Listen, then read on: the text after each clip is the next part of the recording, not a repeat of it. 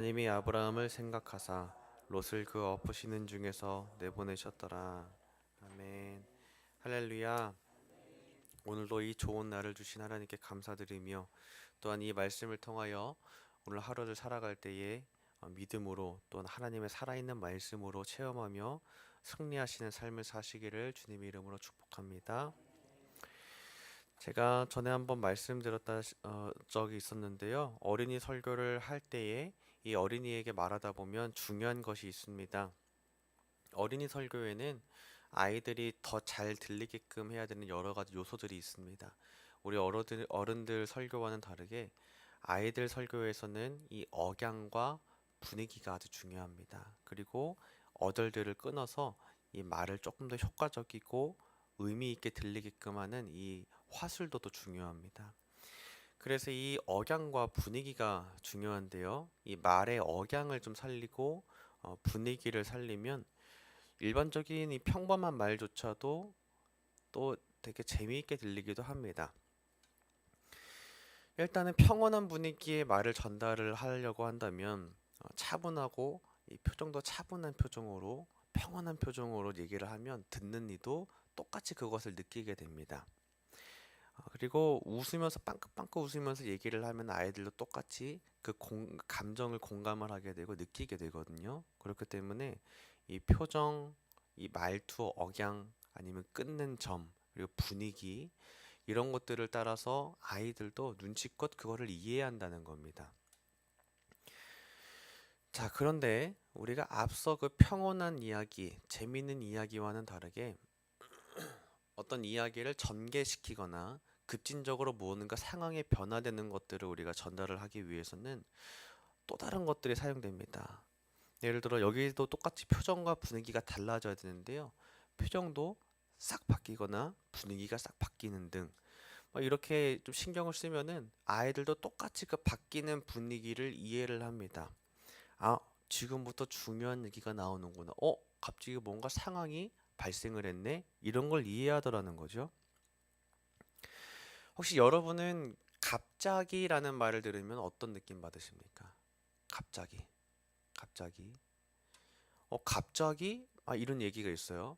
예를 들어 친구들끼리도 얘기하다가 갑자기 왜 그래? 뭐 이러거나 아니면은 우리가 살다 보면 갑자기 무슨 일이 일어났더라 라는 것을 생각해 보게 됩니다. 갑자기라는 건요, 기본적으로 우리한테 어떤 긴장감을 줍니다. 갑자기 일어났다. 갑자기 발생했다 그러면 이 갑자기에서 오는 순간적인 말에서 주는 그 긴장감이 있거든요. 갑자기 그랬다라는 말을 들으면은 긴장이 됩니다. 그리고 앞서 말한 것처럼 이 말을 전개를 할 때에 앞선 내용과 다르게 뒤의 내용의 상황을 확 바뀌어서 급진적으로 무언가를 진행시키려고 할 때에 이 갑자기라는 말을 사용하기도 합니다. 자, 이 갑자기라는 말에서 우리가 긴장감을 느끼는 이유는 이렇습니다. 갑자기라는 말이 긴장되는 이유는 다음에 일어날 상황이 예상되지 않기 때문입니다. 예상되지 않기 때문이에요. 갑자기 일어났다 그러는 거는 우리에게 긴장감을 주는데 어떤 일이 발생했을지에 대한 긴장감과 두려움이 기본적으로 우리 안에 학습이 됐다는 겁니다. 그래서 갑자기 그러면은 긴장이 되는 거예요. 긴장이 됩니다. 자, 그런데 이 갑자기라는 말이 우리 인생에도 조금 많이 있습니다. 자, 이 갑자기라는 말이 긴장된 이유는 우리가 예상하지 못했기 때문이다라고 앞서 말했습니다. 뒤에 일어날 일이 뭐가 일어날지를 예상할 수 있으면 갑자기라는 말은 그렇게 심심치 않게 들립니다. 예를 들어 우리가 전래동화를 들을 때 갑자기라는 말을 통해서 다음의 이야기가 진행이 될 때에는 전래동화를 우리 충분히 잘 알고 있으니까 다음에 무슨 일이 일어나겠구나 알고 있기 때문에 크게 긴장감은 덜한데요. 우리가 정말 뒤에 일어날 일이 어떻게 일어날지도 모르는 상황에서 갑자기라는 말을 들으면 긴장을 하게 됩니다. 말 그대로 예상할 수 없기 때문에 갑자기라는 말은 우리에게 두려움과 긴장감을 줍니다. 자, 이 예상한다라는 말이 우리에게 또 익숙한 사례가 있습니다. 바로 내일 일입니다. 이 내일 일을 우리가 어떻게 진행될지, 어떤 일이 일어날지를 예상할 수 있다면 갑자기라는 말을 들어도 갑자기 내일 무슨 일이 일어날 거야 해도 아, 그렇구나. 대비를 해야겠다. 그냥 가볍게 생각할 수 있어요.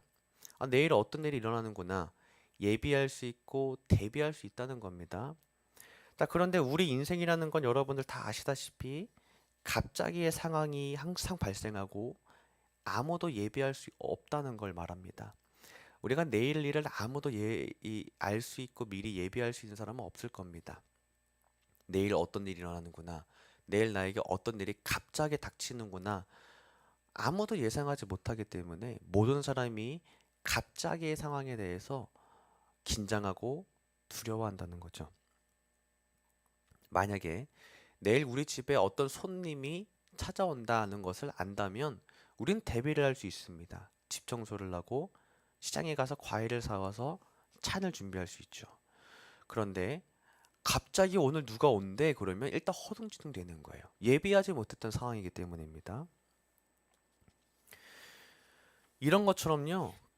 갑자기의 상황이 신앙에도 있습니다. 자, 그런데 이 갑자기는 아직 오지 않았습니다. 이 갑자기는요, 하나님의 심판을 말합니다. 예수님께서 갑자기 오신다고 하십니다.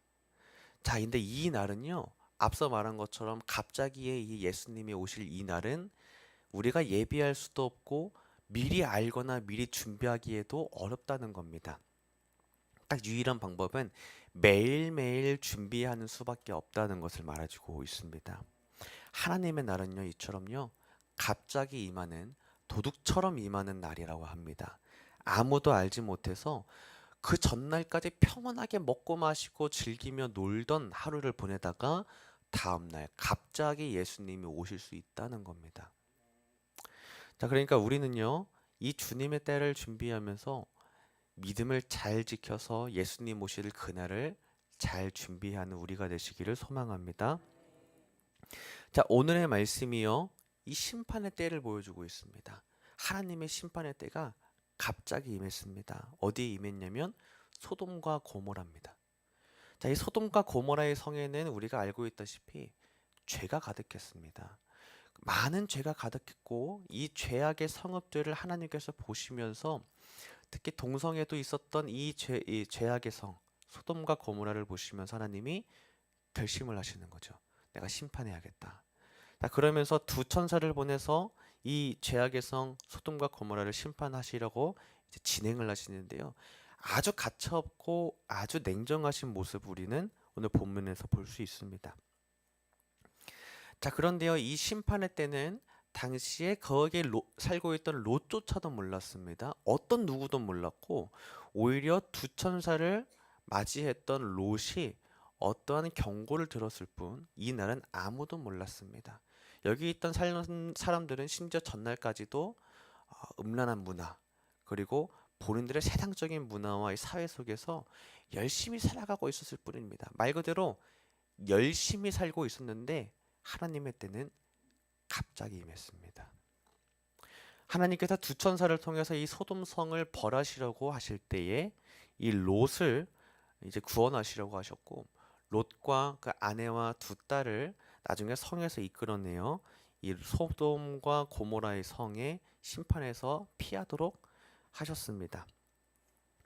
앞서 말했듯이 이 하나님의 심판은 아주 냉정하고 아주 자비 없으며 갑자기 임하는 날임을 우리는 본문에서 볼 수 있습니다. 자, 우리가 오늘 본문에서 볼 수 있는 것이 세 가지가 있는데요. 제가 세 가지로 좀 묵상하며 정리를 했습니다. 첫 번째, 오늘 본문이 우리에게 주는 이 묵상거리 첫 번째는요. 말 그대로 갑자기 임한다는 겁니다. 정말 갑자기예요. 정말 주님의 날은요. 갑자기 임합니다. 오늘 중에도 내일 중에도 일어날 수 있습니다. 오늘 춥네 무슨 뭐 예쁜 옷을 입어야겠다 했는데 나왔는데 갑자기 주님 오실 수도 있는 겁니다. 말 그대로 하나님만이 아시고 그 아들 예수님조차는 모르는 이 심판의 날은 정말 갑자기 임합니다. 갑자기 임합니다. 정확히 몇 날 며칠, 뭐 몇 년도, 몇 날 며칠, 무슨 요일날 어떻게 어떤 방식으로 임할 것이다 하는 것도 아무도 모릅니다. 오로지 이때는 아버지만 아신다 하셨습니다. 아버지 하나님만이 아시는 이때, 하나님만이 아시는 이때를 우리가 신실한 신앙을 잘 지켜서 하나님의 때를 잘 준비하시는 여러분 되시기를 소망합니다. 그렇습니다. 갑자기 임합니다. 예수님은요, 갑자기 임하십니다. 자, 근데 도둑같이 예수님의 때가 임한다라고 말씀하셨는데요. 자, 이 도둑같이가 이렇게 참 이해하기 쉽게 얘기를 해주셨다고 생각합니다. 예수님의 때는 도둑같이 임한다. 자, 근데 우리 도둑이 전화를 하고 오진 않잖아요. 그죠? 오늘 제가 전화를 걸어서 삼양로 어디 거리에 있는 집이죠. 저 도둑인데요. 오늘 밤 저 도둑질 할 겁니다. 너무 당황하지 마시고 편히 주무시고 계세요. 도둑질 좀 하고 가겠습니다. 이렇게 탁 상냥하게 전화하진 않잖아요, 그죠? 도둑은요 정말 갑자기 와요. 언제 어떻게 올지도 모르고 나도 모르는 사이에 쑥 올 수도 있는 게 도둑이거든요. 그렇기 때문에 예수님이 도둑처럼 온다. 도둑처럼 이 하나님의 때가 임한다라는 것이 정말 갑자기 임한다라는 것을 이 느낌을 확 주는 것 같습니다. 자, 그런데 우리가 이 갑자기 임하는 하나님의 때, 하나님의 날을 우리가 긴장되고 두렵기도 하지만요. 한편으로는 믿는 자들에게는 그토록 기다려오고 소망하는 날인 줄을 믿습니다. 맞습니다. 예수님이 오시는 그날은요, 우리가 마침내 기다려오던 날입니다. 마침내 기다려오던 날. 두렵고 떨리기도 합니다. 긴장되기도 하지만 믿는 자들, 평생에 예수님과 만나는 그 날을 소망하는 이 사람들에게는 우리에게는 아주 설레고 기대되는 날이기도 하다는 거예요. 그 이유는 하나입니다. 믿는 자들의 속에는 소망이란 게 있기 때문입니다. 이 소망을 근거로 예수님을 만났을 때에 기본적으로 그 앞에서 경외심에서 일어나는 두려움과 떨림은 있겠지만 그러나 마침내 신랑 되신 예수님을 만났을 때의 설렘과 이 기쁨은 이루 말할 수가 없다는 겁니다. 자, 우리는요, 그렇기 때문에 세상 사람들과는 다를 수 있습니다. 세상 사람들은 세상이 언젠가 멸망한다며 라는 두려움 속에 오늘도 철학적인 논의를 하고 과학적인 근거들을 찾으며 열심히 연구를 하지만 그러면서 그 두려움을 어떻게든 무마해 보려고 노력하지만 우리는요, 전혀 다릅니다. 그냥 기쁨과 소망으로 그날을 기다리는 겁니다. 구원받는 그날을 기다리는 거예요. 자, 그러려면요, 우리는 우리 교회의 이 중요한 주제, 부활 생명 소망에 동참된 자가 되어야 됩니다. 부활 생명으로 소망을 가지고 사는 것은 아주 중요합니다. 왜냐하면요, 첫 열매가 되신 예수님께서 부활하심으로 말미암아 그 이후에 믿는 자들 또한 부활에 동참되도록 하셨기 때문에 우리들도 예수님을 믿음으로 말미암아 성령으로 거듭난 자가 되어서 이 부활에 동참된다면 오늘 우리가 살아가야 할 삶도 부활 생명 소망으로 살아야 한다는 것이죠. 그렇기 때문에 주님의 날이 갑자기 임하더라도 우리가 이 소망을 잘 지키시기를 소망합니다. 부활 생명 소망을 잘 지켜서 예수님이 오시는 날을 믿음으로 잘 준비하신 여러분 되시기를 주님의 이름으로 축복하고 소망합니다. 아멘. 오늘 본문에서 알 수 있는 또 한 가지 두 번째입니다. 이 두 번째는 하나님의 때가 이른다면 미련 없이 뒤도 돌아보지 말아야 된다는 거예요. 자, 두 천사가 롯과 아내와 두 딸을 성에서 이끌어냈습니다. 자, 이 죄악의 성 소돔의 멸망에서 구원을 받았어요. 구원을 받아서 자, 이제는 죄악의 성에서 빠져나와 가야 할 곳으로 전진만 하면 됩니다. 전진만 하면 돼요. 뒤돌아보지 말고 앞만 보고 달려가면 되는데 자, 우리는 알고 있습니다. 롯의 아내가 뒤를 돌아봤어요. 뒤를 돌아봤고 소금 기둥이 되었더라. 오늘 말씀을 알려주고 있습니다. 천사가 말했는 거를 잊었는지 아니면 기억했는데도 난 무시하고 뒤 돌아볼란다 이랬는지 모릅니다. 그렇지만 어쨌든 전진하는 그 길 가운데서 뒤를 쓱 돌아봤고 소금 기둥이 그대로 되어버렸습니다. 그대로 되어버렸어요. 자, 이것처럼요, 하나님의 때가 오면은 뒤도 돌아보지 말아야 됩니다. 자, 근데 하나님의 때는요, 여러 가지가 있습니다. 심판의 때가 있고, 부름받아 사명을 감당해야 될 때도 있고, 책임을 져야 되는 때도 있고, 누군가에게 복음을 전해야 되는 때도 있고, 항상 하나님의 때는 있습니다. 그리고 공통적으로 하나님의 때는 하나님만 하십니다. 하나님이 언젠가 너에게 복음을 전해라, 전도를 내라, 봉사를 내라, 아니면 여기를 섬겨라, 아니면 하나님 앞에 부름받아 나아가는 그 날이 올 때에 미련 갖지도 말고 뒤돌아보지도 말고 전진해야 한다는 거예요. 자, 여기서 알 수 있는 것은 모든 그리스도인들은 똑같은 방향성을 가집니다. 모든 그리스도인들은 첫째, 지난날의 후회를 절대 하지 말아야 됩니다. 우리는 살다 보면 습관적으로 후회합니다. 아, 지난날에 뭐 할 걸. 그죠? 아, 어제 좀 뭐 했으면 좀 나았을 텐데. 아, 지난날에 이거 했으면 좀 괜찮았을 걸. 후회하면서 산다는 거예요. 자, 그런데 그리스도인들은 이 후회 또한 더 죄인 줄 믿습니다. 우리는요, 살아가다 보면 후회하기 쉽지만 후회하지 말아야 됩니다. 미련 갖지도 말고 믿음으로 오늘 전진만 하시기를 바랍니다. 뒤돌아보지 말고 후회하지도 말고 오로지 오늘 내게 맡겨주신 하나님의 때에 맡겨주신 이 임무와 사명과 책임에 충성하리라. 전진하는 여러분 되시기를 소망합니다. 그런 인물이 한 명 있습니다. 바로 사도 바울입니다. 자, 이 사도 바울이 왜 많은 그리스도인들의 신앙인들에게 좋은 귀감이 되고 좋은 인물이 되냐면 사도 바울은 정말 직진만 했기 때문입니다. 자, 사도 바울은 이렇게 말합니다. 나는 선한 싸움을 다 싸우고 나의 달려갈 길을 마치고 믿음을 지켰다라고 합니다. 오죽했으면 이 인생에 대한 말을 한 문장으로 얘기합니까? 내가 지난날에 이걸 좀 후회했는데 그래도 괜찮았어.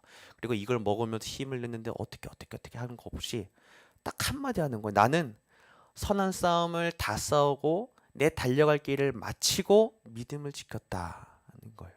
사도 바울의 인생은 말 그대로 달리는 인생이었던 거예요. 앞만 보고 달렸던 거예요. 예수님 만나고 믿음으로 내가 구원받아서 달려가는 인생이 시작됐을 때는 뒤도 돌아보지도 말고 지난날에 대한 후회, 미련 없이 다 배설물로 여기고 오늘 달려갔더라는 거예요. 그런 인물이 사도 바울이었어요.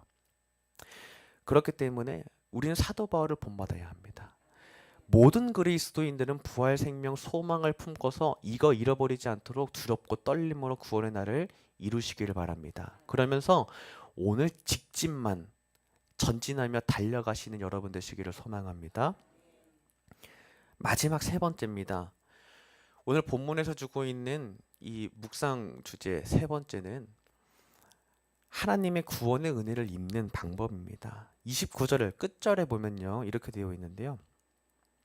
제가 읽어보면 하나님이 그 지역의 성을 멸하실 때 곧 롯이 거주하는 성을 엎으실 때에 하나님이 아브라함을 생각하사 롯을 그 엎으시는 중에서 내보내셨더라. 아멘. 앞서 읽었던 내용 중에 아브라함이 이 소돔성을 위해서 기도했던 내용을 기억하실 겁니다. 그 땅에 의인이 몇 명만 있었더라면 기도했던 걸 기억하실 겁니다. 이 아브라함이 롯을 위해서 기도했던 것을 하나님께서 아시고 이 롯을 구원하신 거예요. 이것은요, 우리에게 아주 명확하고 뚜렷한 의미를 전달해 주고 있습니다. 우리도 이런 사람이 되어야 됩니다. 끌어안고 기도하는 사람이 됩시다. 제가 요즘에 정말 이 말씀을 참 많이 묵상하고 있습니다. 아, 그렇구나.